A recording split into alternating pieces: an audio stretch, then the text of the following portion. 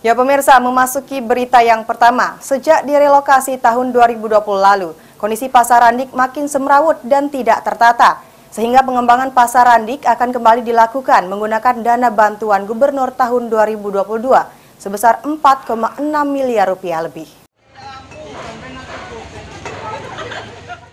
Sejak direlokasi oleh pemerintah tahun 2020 lalu, kondisi Pasar Randik semakin semrawut dan tidak tertata. Sejumlah pedagang banyak yang berjualan di pinggir jalan, serta di halaman parkir pasar, sehingga membuat jalan di sekitar pasar menjadi macet dan tersendat.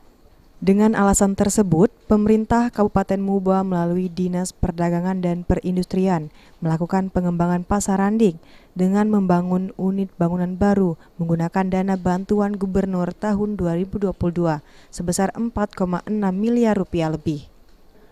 Pembangunan yang dimulai sejak 26 Agustus 2022 tersebut ditargetkan selesai pada 23 Desember 2022 mendatang.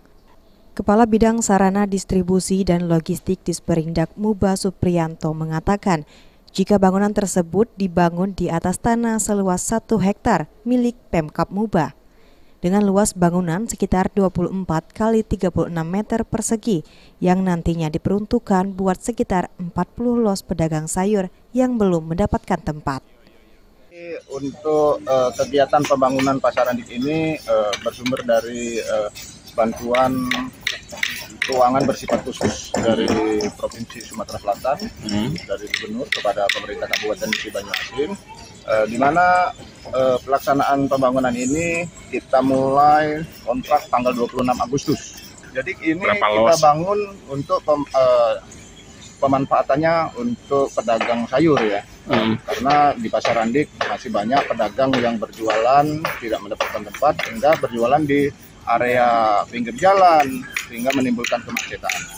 Mudah-mudahan dengan dibangunnya pengembangan pasar ini Pasar Randik bisa tertata dengan rapi dan baik.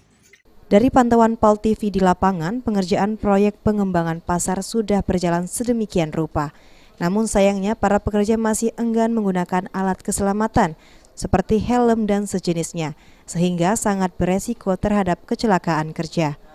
Ruzi Iskandar, PAL TV.